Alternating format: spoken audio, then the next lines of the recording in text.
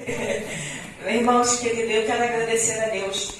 Deus, Ele sabe, eu não falo mínimo, mas Ele sabe presentear, Ele sabe a necessidade de dizer para a gente assim, olha, continue, persevere, eu estou na sua vida, eu estou no seu ministério. Para mim hoje foi uma alegria estar aqui, uma alegria dobrada. Uma porque falar sempre ser convidado para fazer a obra do Senhor, seja em que área que for, seja até limpar o tempo, né? Eu acho que é um privilégio estar sendo um vaso na mão de Deus para a glorificação do nome do Senhor. Segundo, pelos testemunhos, né? Cheguei aqui com a irmã Maria, a irmã Maria me dando boas notícias, né? Da sua família, tem pastor na família, tem família e tudo, e ela fez parte, a sua família fez parte lá do nosso ministério lá, quando eu saía catando as crianças na comunidade, né? Então a gente vê o quanto que Deus, e agora a irmã Viviane com seu esposo sendo cuidada, tratada, o nosso irmão que trabalhou lá, o irmão ali também trabalhou na Memorial, construindo, fazendo culto, evangelismo. Então Deus nos presenteou de revê-los, a nossa gratidão, porque mesmo vocês não sabendo, toda vez que tem culto lá na igreja, a gente sempre intercede por aqueles que já agradecemos a Deus, por aqueles que já estão na eternidade, e agradecemos a Deus por aqueles que fizeram parte, que ainda estão vivos, não estão lá, mas que fizeram parte de construir aquele edifício. Por quê? Nós tentamos trazer para a memória da igreja, que não são os que estão lá agora, que estão construindo. Teve um antes, está tendo um durante e vai ter um depois. Amém. Então nós precisamos estar trazendo isso na memória. Mas nós fomos convidados para falar feliz é a família que serve ao Senhor. Eu obrigado também, irmã Marli, pela confiança, pela indicação. Irmãos, nós estamos vivendo em dois mundos. Quais são esses mundos que nós estamos vivendo? Nós estamos vivendo no mundo real e no mundo virtual. Mundo real, casamento fracassado, briga, filho desobediente, neto desobediente, um monte de problema. O virtual, vou lá no Face, estou bem, vou dar vida, estou com meu marido feliz, daqui a pouco está separando.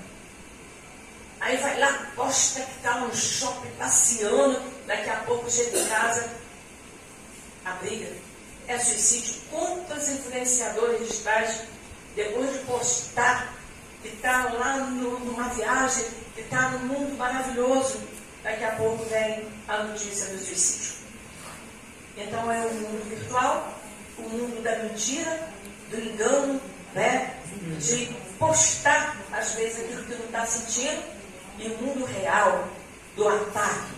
A Bíblia nos fala que nós temos um arqui-inimigo. Ele veio para matar, roubar e destruir. E o que está conseguindo realizar nessa sociedade? Né? A Bíblia fala, o mundo jaz no maligno. Eu vou orar e nós vamos continuar.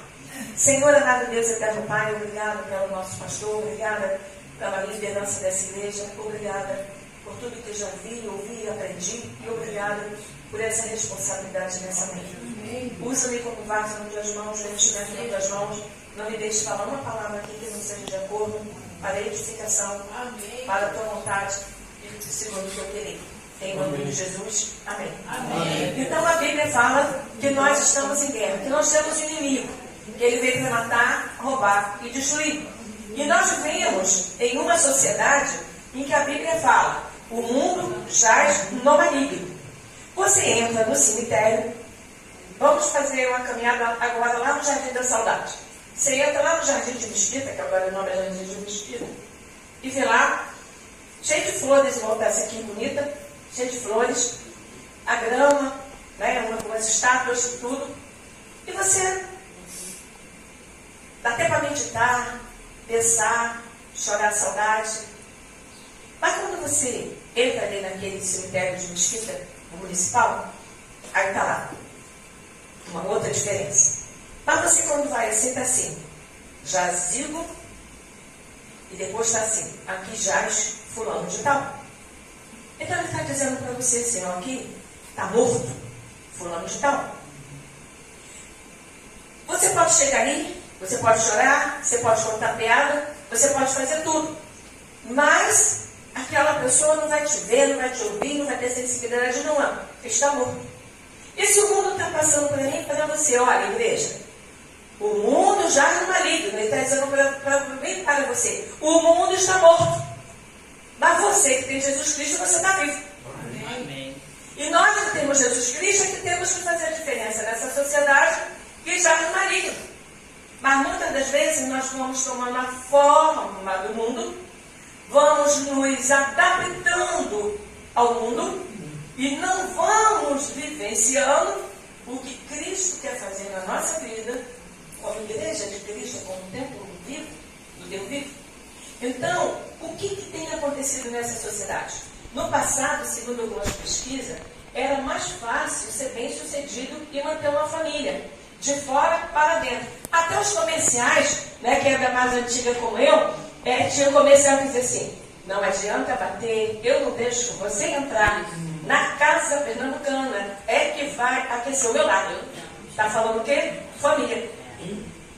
E tinha a família Matarazzo, e tinha a família dos porquinhos que dançava, né, da casa da mãe, vou dançar um tchá-tchá-tchá, família. Os comerciais, família. Algumas músicas, família. Mas hoje, não. Você vai no comercial, aí tem duas mães, tem dois iguais, fazendo propaganda, seja da rede, seja do outro, todos aí.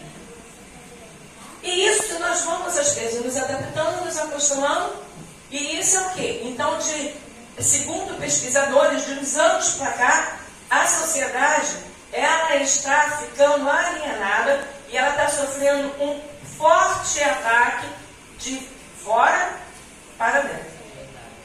Através das novelas, através das músicas, através do TikTok, através das redes sociais. Então nós estamos, em vez de nós influenciarmos, alguns influenciarmos, nós estamos sendo influenciados. Desde a moda, desde o que fazer, desde a quem seguir. Eu não fui lá no show da Madonna, mas eu assisti. Eu não assisti. Alguns assistiram. Não foi lá. Não fui no carnaval. Mas em casa eu assisti. Quanta diferença faz? Eu não fui lá. Mas a televisão trouxe tudo aquilo para minha casa. Então, muitas das vezes, nós estamos nos aliados aos de fora para destruir a nossa família. E não estamos percebendo. Então, as pessoas se viam cercadas, às vezes, de modelos. E no meio da comunicação, elas afirmavam que a instituição familiar ela é importante. Mas hoje, as próprias leis estão tirando o direito dos pais, estão tirando o direito da família, estão tirando a autoridade e estão mandando no seu lar, devagarinho, está mandando no seu filho. Em vez de alguns pais evangélicos, cristãos, até pastores, estarem doutrinando, ensinando seus filhos, é lá, é partido político, o qual nós estamos vivendo em 3 sistemas políticos. Tem o PMDB, tem o pessoal, tem isso não. Existem 3 forças que estão governando politicamente o mundo. Você pode não concordar comigo, mas é uma realidade. O globalismo. Nós temos ainda também o comunismo que está avançando. E muito, sério. Países que estão aí subjugados. Estão aí realmente. E o outro é o conservadorismo. É aqueles que ainda estão lutando pela família, pelo direito, pela ética, pela moral, para nós mantermos. Então, esses 3 forças, elas estão mandando no mundo. Isso é o sistema que está sustentando para colocar novos modelos de família. Então, hoje o sistema mudou. vivemos numa sociedade desprovida de valores morais, de valores cristãos. E quando eu falo cristão, não falo só da igreja evangélica, eu falo também da igreja do sistema católico, que agora até o próprio dirigente da igreja católica já assumiu a LGBTQIA+, mandou abraçar essa causa. Então a gente vê que os valores morais, os valores éticos também estão movidos e divididos. Estão movendo a sociedade e está divididos. Muitas igrejas, como igrejas tradicionais como Batista, não falo da Batista, não falo das outras, elas já aderiram a essa modernidade da LGBTQIA+. Uma das grandes igrejas de São Paulo, Batista, ela assumiu, foi desligada da nossa convenção, mas serviu de escândalo. Serviu de escândalo. E não é só lá, em vários estados do nosso país, sem contar no sistema mundial. Então, o que está acontecendo? A família está sendo levada a ser destruída lentamente, mas está sendo constantemente a destruição lenta, mas ela está indo. Tais como o abuso e negligência da infância. Outra negligência que vem sendo colocado nos próprios desenhos. A traição, a falsidade, a pornografia, a ideologia de gênero. O que tem feito também com que se aumente a separação dos casamentos. Os modelos de família não estão mais sendo aqueles modelos estabelecidos por Deus. Eu não vou entrar muito nesse detalhe, senão a gente vai... porque só dentro do LGBTQIA+, e tem mais 60, que é dos idosos, só aí tem mais de 80 nomenclaturas dentro dessa sigla. Então seria um seminário. E também a aprovação do aborto, das drogas que estão sendo aí implantadas, e vocês, pela mídia, vocês estão vendo isso. Mas nós temos um tema a ser trabalhado, mas nós precisamos estar numa conscientização. As leis estão te dando autoridade dos pais, a autoridade que Deus te deu. A Bíblia também mostra que este ataque, sabe onde ele começou? Lá no Jardim do Éden. Quando o pecado entrou. Quando houve a desobediência. Quando Adão e a Eva, eles não obedeceram ao Senhor. Então, depois, a partir desse momento, houve o primeiro crime, trabalho exaustivo, houve também as dores, houve poligamia, a gente vê na Bíblia adultério, homossexualismo, fornicação, estupro, incesto, prostituição, sedução, todos esses ataques é contra a santidade da natureza de Deus. A Bíblia, ela não é um livro religioso, ela é testamento, ela é a bússola, ela é a caderneta de orientação da humanidade. A humanidade já sabe para onde vai caminhar, já sabe que o dono do mundo vai voltar, que o juiz vai voltar, que nós vamos comparecer diante do tribunal dele. A Bíblia é maravilhosa.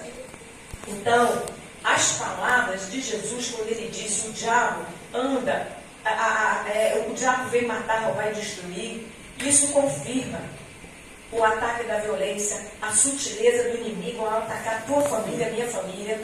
Esse ladrão tem matado o amor, tem matado o respeito, tem matado a afetividade. Esse ladrão, ele tem destruído alguns lares com crueldade, com traição, com pancadaria e até com assassinato. Isso eu não estou falando lá de fora, estou falando no meio cristão.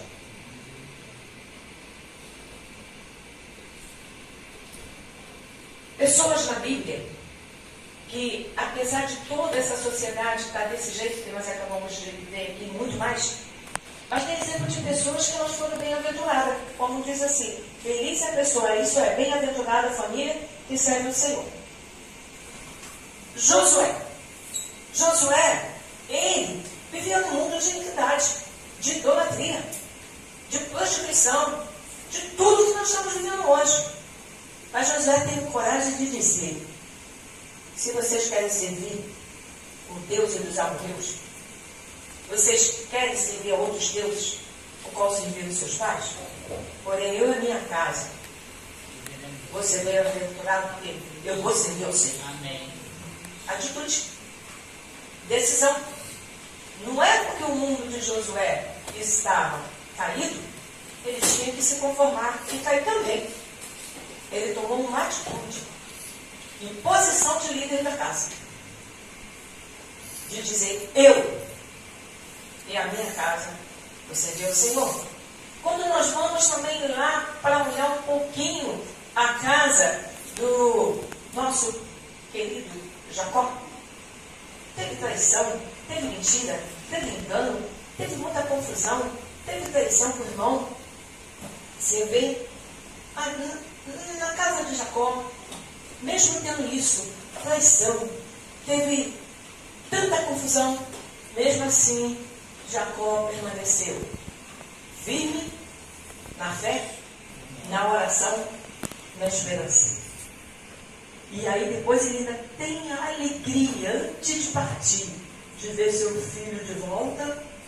Não tinha nem mais esperança de ver José. Agora ele vê toda a sua família sendo tratada com perdão, sendo um governador e ainda salvando uma nação.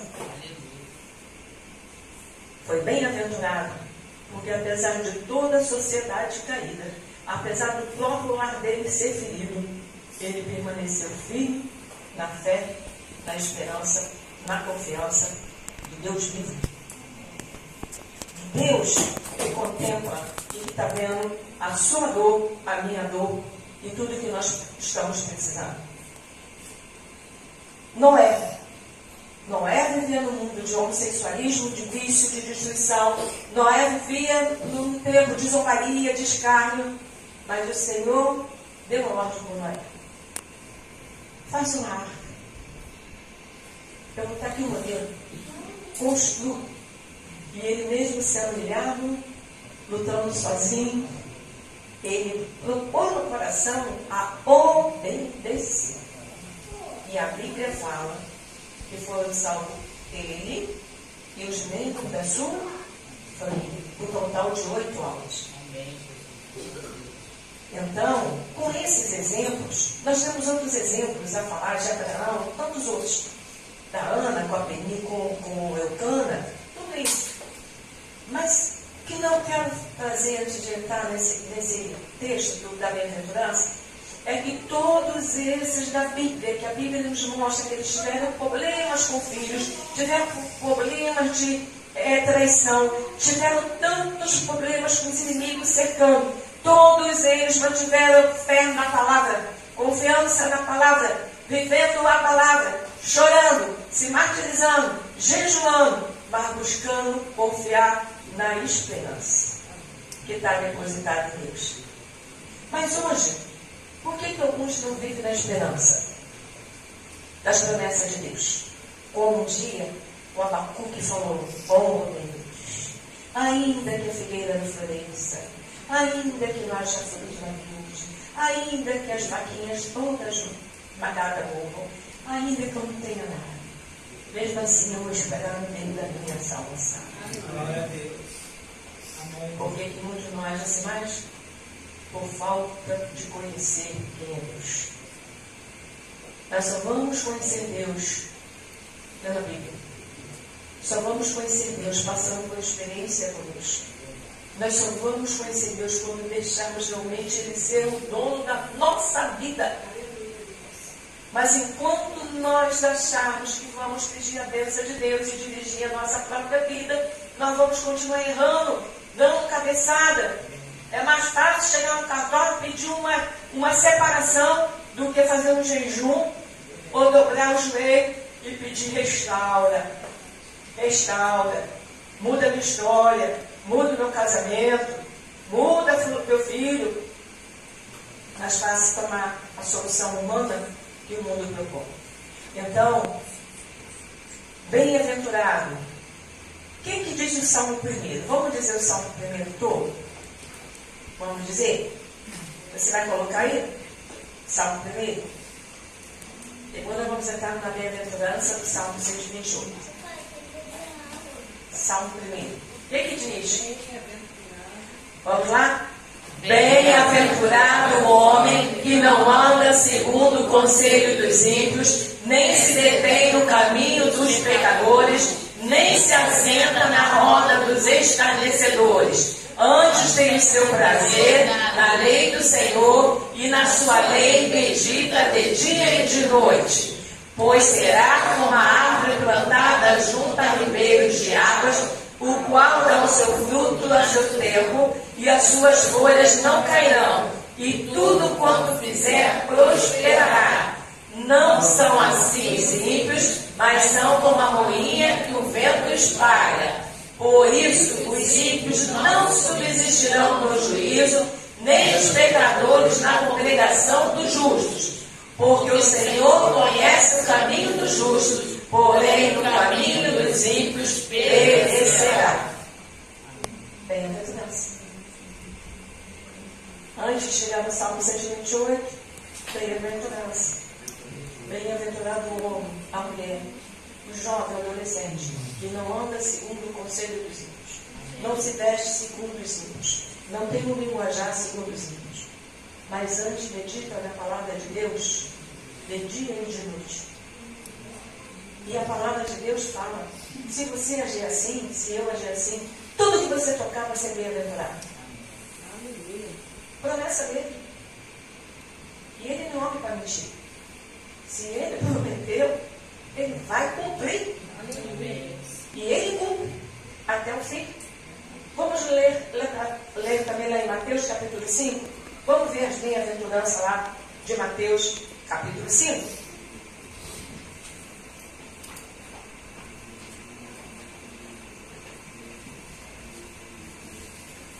Vamos lá?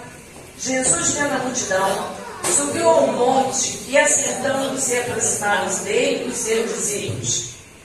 E, abrindo a sua boca, os ensinava, dizendo: Bem-aventurados os pobres em espírito, porque deles é o reino dos céus. Bem-aventurados os que choram, porque eles serão consolados. Bem-aventurados os mansos, porque eles herdarão a terra. Bem-aventurado que tem fome e sede de justiça, porque eles serão fartos. Bem-aventurados misericordiosos, porque eles alcançarão misericórdia. Bem-aventurados límpios de coração, porque eles verão a Deus. Bem-aventurados pacificadores, porque eles serão chamados filhos de Deus. Bem-aventurados que sofrem perseguição por causa da justiça, porque deles é o reino dos céus. Bem-aventurados sois vós, quando vos injuriarem e perseguirem, e mentindo disserem todo mal contra vós por minha causa. Exultai e alegrai-vos, porque é grande o vosso galardão nos céus, porque assim perseguidos os profetas que foram antes de vós. Quando você vai ler a bem-aventurança, do início do capítulo 5 até o capítulo 7, ali é um código de ética. Ali é os princípios. Bem-aventurado aqueles que respeitam o seu empregado. Bem-aventurado aqueles que respeitam seus pais. Ali é um código de ética começando. Você vai ser feliz se você for pacificador. Você vai ser feliz se você chorar por justiça. Não é chorar porque, fui machucada, magoada pelo irmão da igreja. Não é chorar pelo meu problema, é chorar por essa humanidade caída. Nós temos que chorar por essas almas caídas. Nós temos que chorar pelo irmão que se desvia. Nós temos que chorar pelo irmão que não está vendo a casa do Senhor. Nós temos que chorar por uma pessoa que está ferida, doente, em cima de uma cama, que às vezes, a pessoa da igreja, às vezes, espero que não aconteça aqui, é muito rápido em julgar. Você está doente, está em algum pecado. Não, irmãos. Tem servos de Deus Altíssimo que são fiéis. Servos de Deus Altíssimo que são fiéis. Mas às vezes ficam doentes. Pega câncer. Pega outros tipos de doença. E não tem a gente com essa teologia de prosperidade, essa teologia de posso, toda poderosa, nada vai me acontecer, que eu sou filha do rei. Sou filha do rei. Mas eu estou na terra. Sou filha do rei, aguardando o novo céu e a nova terra. Sou filha do rei, saindo do salário do pecado para a vida eterna. Mas aqui a Bíblia fala: no mundo vocês vão ter aflições, mas tem de bom ânimo. Porque eu venci o mundo e vocês também vencerão. Então, nessas teologias às vezes acontece. Então, todas essas bem-aventuranças que o Senhor Jesus ele ensinou, o que tem a ver com o nosso salmo que nos foi dado, o texto? Primeiro, o Salmo 127. Vamos só ler o Salmo 127 e o 128, de 1 ao 4. Salmo 127 fala o quê? Vou esperar levantar para todo mundo fazer a leitura. Tá? Vamos ler todos juntos.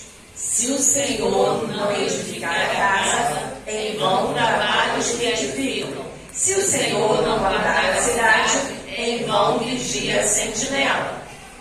Inútil será levantar de madrugada, repousar à tarde, comer o pão de dores, pois assim dá ele aos seus amados o sono.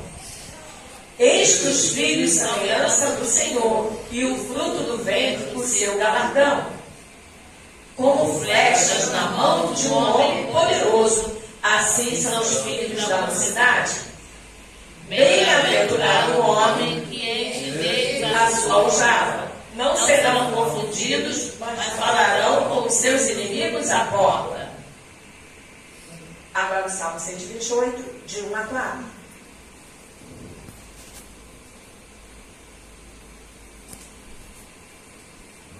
Bem-aventurado aquele que tem o Senhor e anda nos seus caminhos. Pois comerás do trabalho das tuas mãos, feliz serás, e te irá bem. A tua mulher será como a videira frutífera aos lados da tua casa, os teus filhos como planta de oliveira à roda da tua mesa.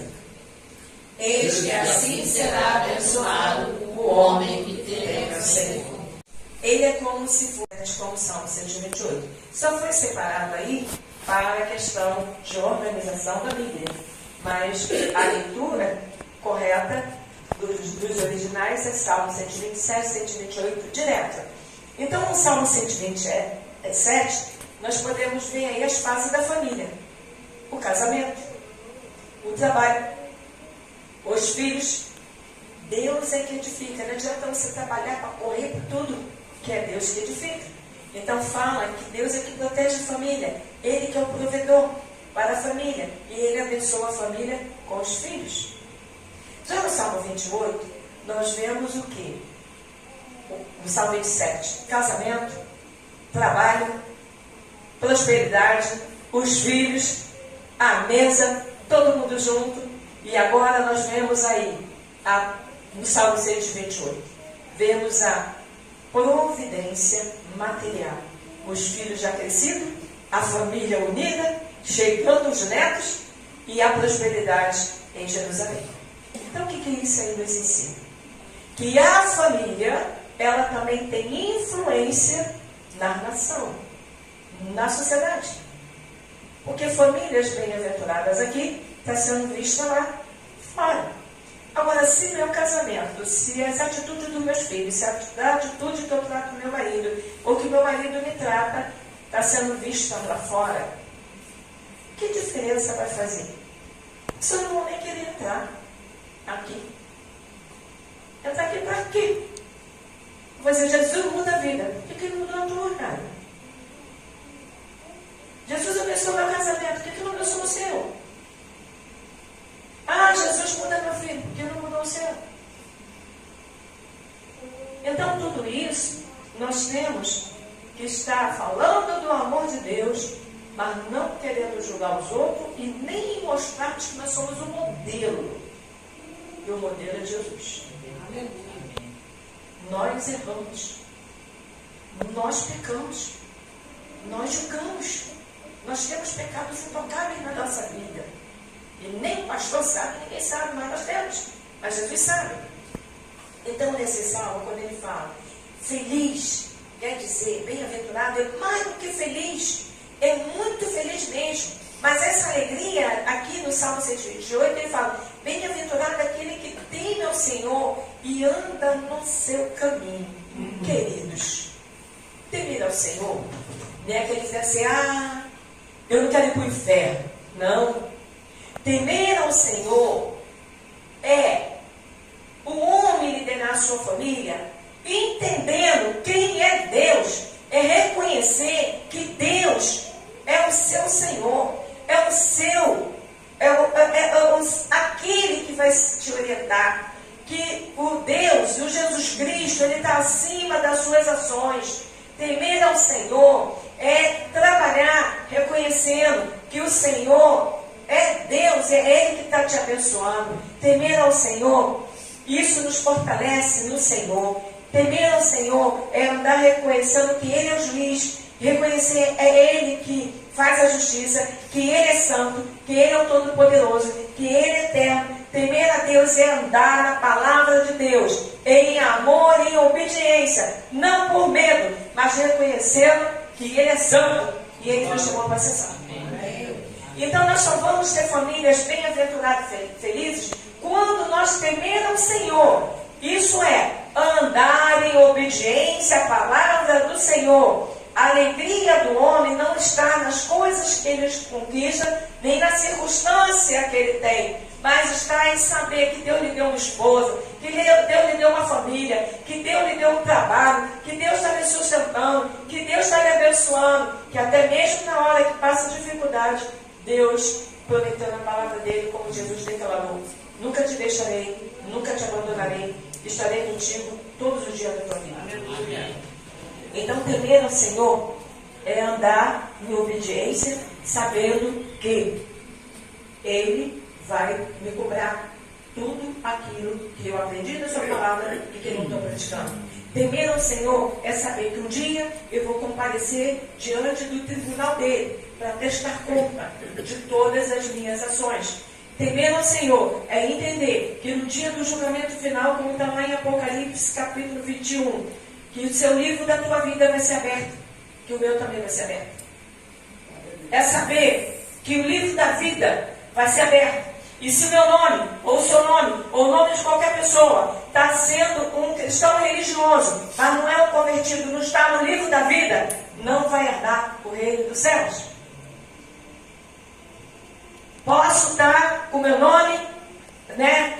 Uma pessoa pode estar com o nome escrito lá no livro da ata da igreja, batismo tal, citou Jesus tal, mas se não se converteu, se não entrou o nosso nome no livro da vida, não é pelo livro da igreja batista ou da assembleia que nós vamos ser julgados. Nós vamos ser julgados se o nosso nome estiver no livro da vida.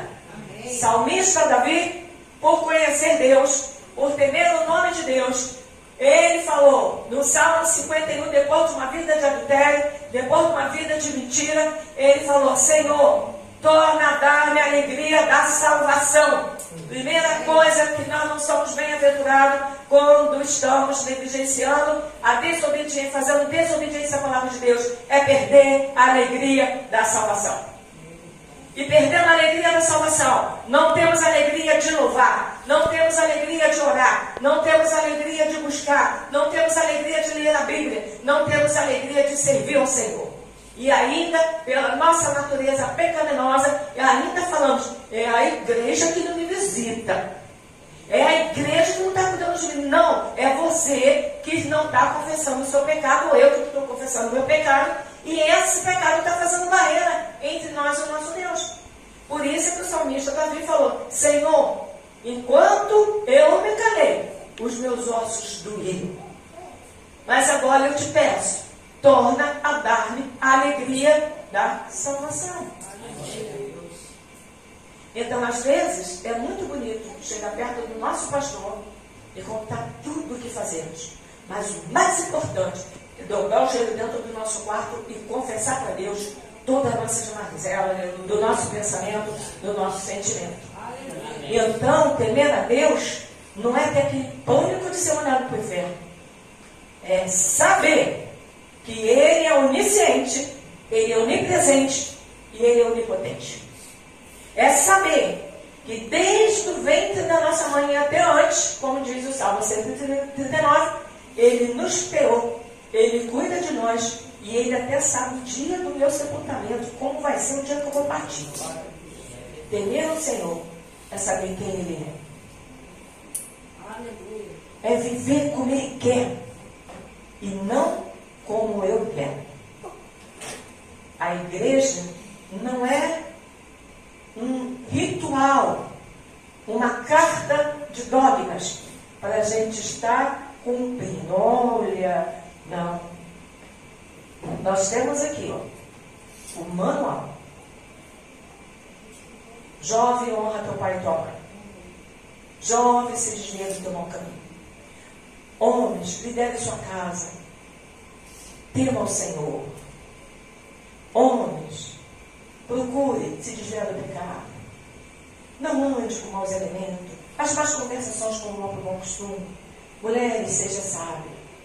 Mulheres, o friso do seu cabelo, os ornamentos, seja o seu falar, o seu vestir, o seu caminhar, o seu plantar, o seu viver. Tudo isso a Bíblia nos ensina. Então, querida amada igreja, como diz aí, a palavra de Deus. Quer ver só? O que fala mais do que é ser feliz e bem-aventurado?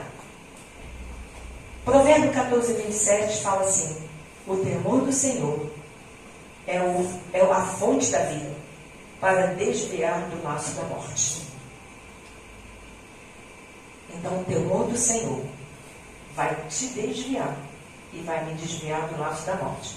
O laço da morte é o que mesmo? O salário do pecado é o quê? A morte. É a morte.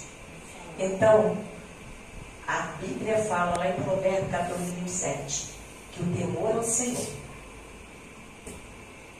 é a fonte da vida para nos desviar do laço do pecado.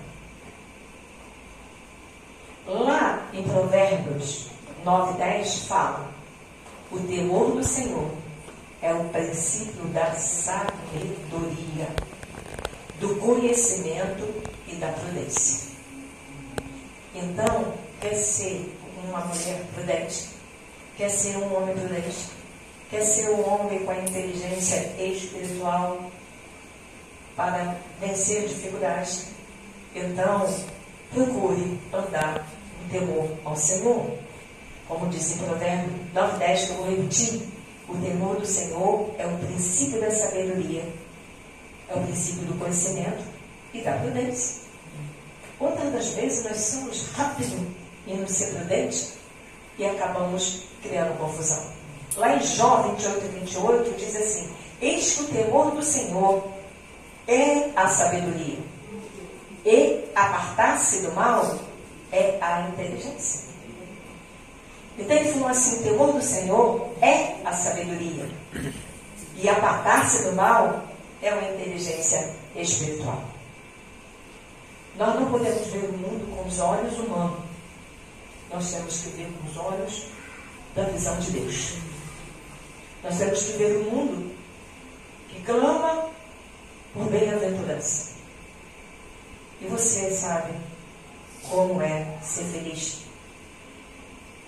E em Provérbio 10, 27 fala assim: o temor do Senhor aumenta os dias, mas os perversos terão os anos da vida abreviados. Quantos jovens têm perdido as suas vidas? Jovens que outrora eram do caminho do Senhor. No nosso trabalho aparecem pastores, líderes de mocidade.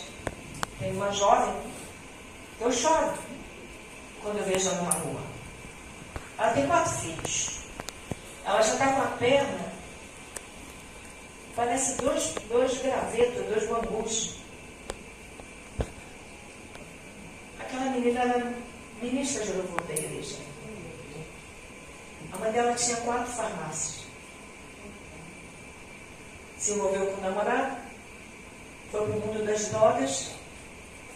Hoje ela anda aqui pela rua. Parece 2 gravetos andando. A gente chora. E pede a Deus que dê uma oportunidade de libertação. E quantas vezes entra lá naquela igreja para tomar café, fedendo xixi, fedendo que se você não tiver mesmo o amor de Deus, não chega junto.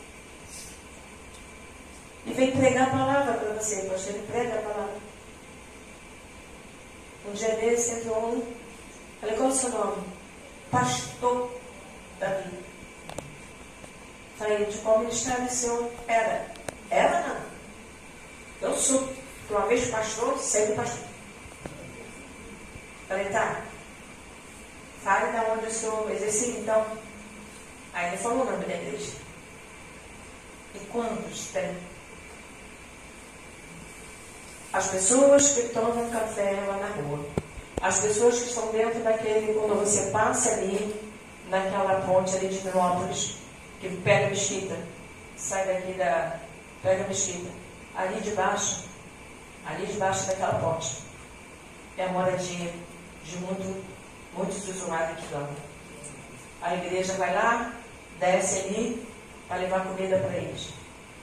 E ali debaixo daquele lamaçal ali, que fica bastante dormindo ali, naquele lugar, debaixo daquela ponte. Mas antigamente eles exortavam, pregavam, faltavam. Mas o que faltou? Temor ao Senhor. O que faltou? Obedecer ao Senhor. Porque na física já fala, 2 corpos não ocupam o mesmo espaço. Uma casa cheia do Espírito Santo não vai ter lugar para Satanás. Agora uma casa que começa a ruir com o pecado, do orgulho, da fofoca, da contenda, da maledicência, do altivez, da arrogância, do se achar superior aos outros. Igreja, nós não somos superior a ninguém. Analise agora comigo na conclusão. Se um pastor, vamos lá para o Rio Grande do Sul, naquele meio da lama,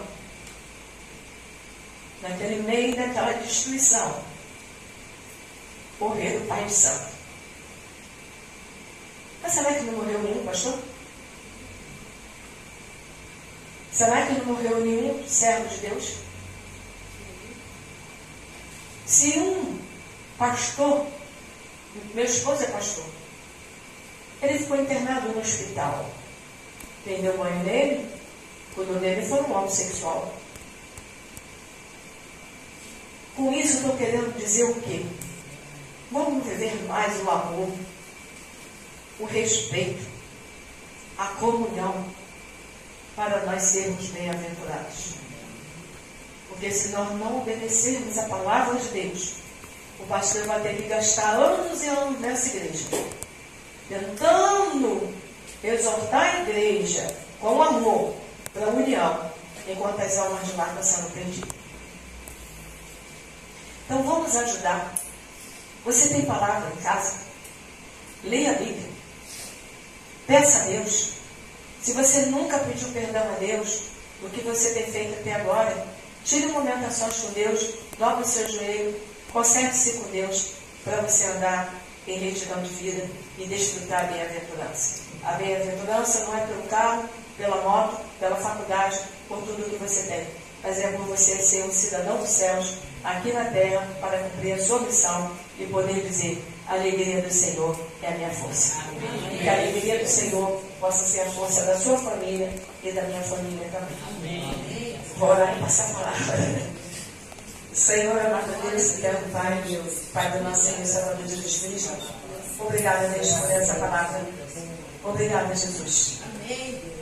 Eu te peço, se eu falei alguma coisa que eu não devia, me perdoa. Eu te peço por piedade pelas famílias caídas da tua casa de oração. São muitas as mazelas.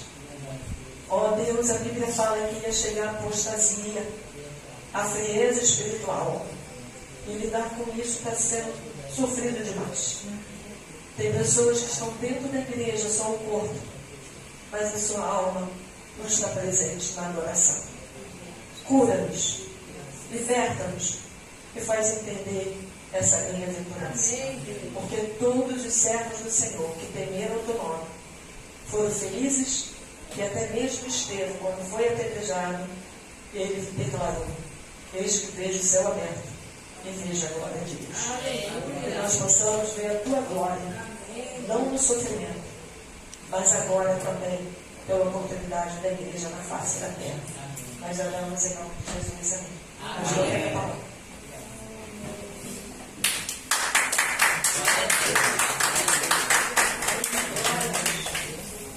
Louvado seja Deus. Amém. Louvado seja Deus. Não pode sentar ali, Obrigado.